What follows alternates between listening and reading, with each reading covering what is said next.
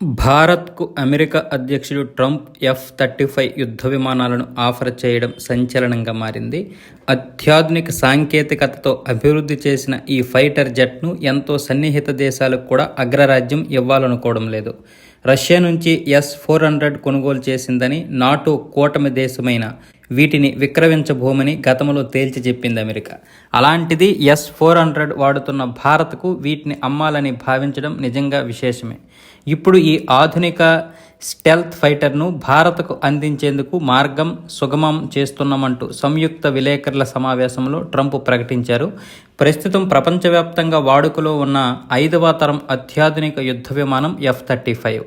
రాడార్లు, ప్రత్యర్థి air defence వ్యవస్థల కళ్ళుగప్పి శత్రు స్థావరాలను ధ్వంసం చేయడం దీని ప్రత్యేకత. ఇందులో అత్యాధునిక ఎలక్ట్రానిక్ వార్ఫేర్, నిఘా, పర్యవేక్షణ సామర్థ్యాలు ఉన్నాయి. దీనిలో 3 వేరియంట్లు అందుబాటులోకి వచ్చాయి. ఈ విమానం అభివృద్ధికి $2 ట్రిలియన్ పైగా వెచ్చించారు. F-35A ప్రాథమిక వేరియంటు, దీని ధర $80 మిలియన్, అంటే దాదాపు 700 కోట్ల రూపాయలు. F-35B రన్వే లేకపోయినా నిట్ట నిలువుగా గాల్లోకి ఎగరడంతో పాటు ల్యాండ్ కూడా కాగలదు. దీని ధర $115 మిలియన్, అంటే 1000 కోట్ల రూపాయలు దాదాపు. F-35C దీనిని ప్రత్యేకంగా విమాన వాహక నౌకల కోసం డిజైన్ చేశారు. దీని ధర $110 మిలియన్, అంటే 955 కోట్ల పైగా ఉంటుంది. ఇక అమెరికా ఆయుధ తయారీ సంస్థ లాక్హీడ్ మార్టిన్ మరో 2 సంస్థలతో కలిసి దీనిని తయారు చేస్తుంది. దీనిలో F-135 ఇంజిన్ను వినియోగిస్తారు. ఇది 40,000 పౌండ్లు థ్రస్ట్ను ఉత్పత్తి చేయగలదు. అత్యధికంగా గంటకు 1.6 మాక్ వేగంతో ప్రయాణించగలదు, అంటే 1200 మైళ్ళు, దాదాపు 1800 కిలోమీటర్లు ఒక గంటకు ప్రయాణిస్తుంది. ఇది రాడార్లలో అతి చిన్న సిగ్నేచర్ను మాత్రమే సృష్టిస్తుంది.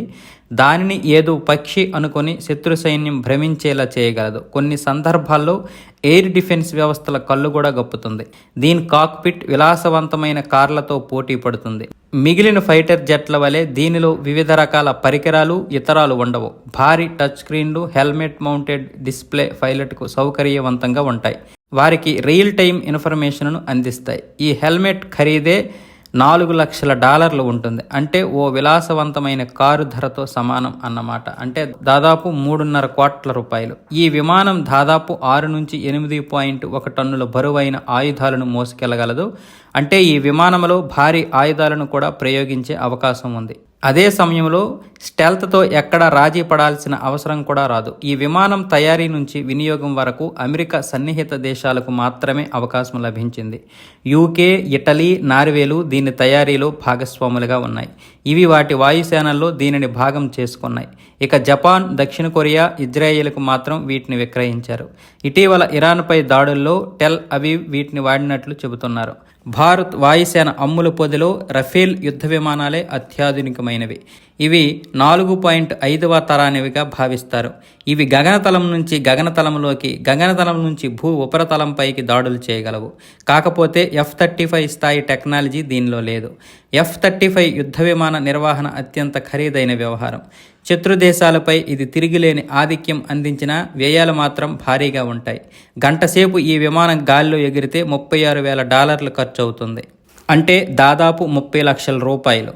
దీనికి తోడు వీటి శిక్షణ, ప్రస్తుత ఆయుధాలతో అనుసంధానం, ఇన్ఫ్రాస్ట్రక్చర్ వంటివి కూడా భారీ వ్యయంతో కూడుకున్నవే. భారత్ ఇప్పటి వరకు రష్యా నుంచి ఆయుధాలు కొనుగోలు చేస్తుంది. కానీ F-35లు అమ్ముల పొదిలోకి వస్తే మాస్కో నుంచి కొనుగోళ్లు గణనీయంగా తగ్గించాల్సి రావచ్చు. దీనిని బ్యాలెన్స్ చేసుకోవడం భారత్కు సవాలే. ట్రంప్ ప్రకటన తర్వాత లాక్హీడ్ మార్టిన్ స్పందించింది. భారత్, అమెరికా ప్రభుత్వాలతో కలిసి పనిచేయడానికి ఎదురు చూస్తున్నట్లు పేర్కొంది. దాదాపు 3 దశాబ్దాలుగా భారత్కు నమ్మకమైన వ్యూహాత్మక భాగస్వామిగా ఉన్నాం. అక్కడ ఏరోస్పేస్, డిఫెన్స్ వ్యవస్థ ఏర్పాటులో కీలకంగా వ్యవహరించాం. భారత్కు F-35లు అందిస్తామని ట్రంప్ చేసిన ప్రకటన మమ్మల్ని ఉత్సాహపరిచింది. భవిష్యత్తులో వ్యూహాత్మక కొనుగోళ్లపై ఇరు దేశాలతో కలిసి పనిచేసేందుకు ఎదురు చూస్తున్నామని పేర్కొంది. బెంగళూరులోని ఏరో ఇండియా 2025లో పాల్గొనేందుకు F-35లు భారత్కు వచ్చాయి.